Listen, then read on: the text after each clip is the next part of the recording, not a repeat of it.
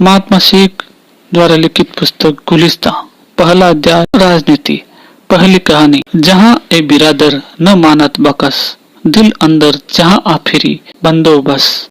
चो आहंग रप्तन कुनद जाने पाक, चे बर तख्त मुर्दन के वर रुके खाक। यानी यह संसार किसी के साथ नहीं जाता, इसलिए इसके साथ दिल मत लगाओ, लगाओ इसके बनाने वाले के साथ। उसके साथ संबंध जोड़ने से तुम्हारा भला होगा। प्राण वायु के निकल जाने पर चाहे लाश तख्त पर पड़ी रहे या खाक पर, दोनों पर एक सी है। मरने के बाद राजा और रंक में कोई फर्क नहीं रहता। तो चलिए सुनते हैं एक कहानी। मैंने सुना है कि किसी बादशाह ने एक कैदी को फांसी का हुक्म दिया। कैदी ने जिंदगी से ना उम्मीद होकर उसे अपनी भाषा में खूब गालियां दी। कहावत मशहूर है कि जो आदमी अपनी जिंदगी से हाथ धो बैठता है वह अपने दिल की सब बातें कह डालता है। जिस तरह कुत्ते से खदेड़ी हुई बिल्ली अपने बचने का कुछ उपाय न देखकर कुत्ते पर ही उलट कर झपटा मारती है, और जिस तरह मौका पड़ने पर जब किसी मनुष्य को अपनी जान बचाने का कोई उपाय नहीं सूझ पड़ता तब उसका हाथ खामोखा तेज धार की तलवार पर पड़ता है, उसी तरह जब मनुष्य की सब आशाएं नष्ट हो जाती हैं तब वह निरीह होकर जो जी में आता है वही बकने लगता है और इस तरह अपने दिल का गुबार निकालता है। बादशाह ने अपने नौकरों से पूछा, यह क्या कहता है?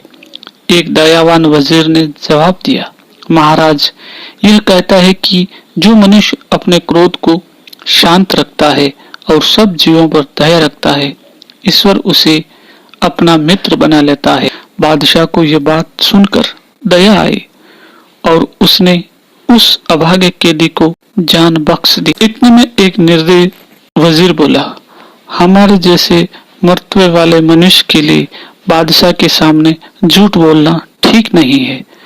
उस कैदी ने आपको मनमानी गालियां दी थी। उसकी बात सुनकर बादशाह नाराज होकर बोला, मैं तुम्हारी इस बात से अपने पहले वजीर की झूठी बात को ज्यादा पसंद करता हूँ, क्योंकि वह बात भलाई के इरादे से कही गई थी और तुमने जो कहा वह बुराई के इरादे से है। बुद्धिमानों का कथन है कि जिस सच बात की सुनने से बुराई करने की इच्छा पैदा होती है उससे वह झूठ बात लाख दर्जे की अच्छी है जिससे भलाई करने का उद्देश्य मिलता है।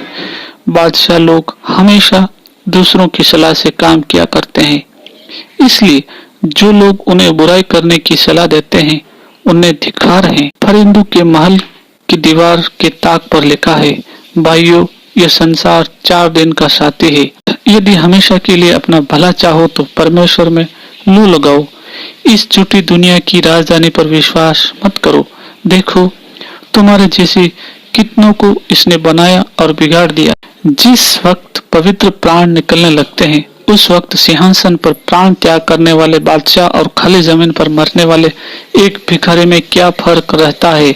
इस कहानी से हमें 2 शिक्षाएं मिलती हैं। दूसरे की भलाई या पराई जान बचाने के लिए अगर झूठ भी बोलना पड़े तो कोई दोष नहीं है। वह सच खराब है जिससे दूसरे की हानि हो या किसी की जान जावे। ये संसार असार है। जगत और इसके पदार्थों की माया ममता मिथ्या है।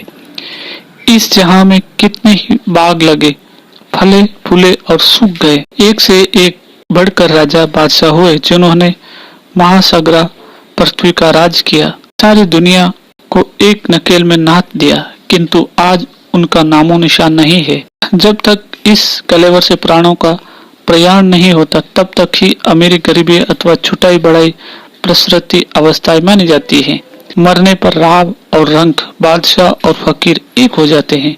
अतः राजपाट, महल मकान, धन दौलत आदि पर अभिमान करना और अपने से नीची अवस्था के मनुष्यों को नफरत की नजर से देखना बुद्धिमानी के विपरीत है।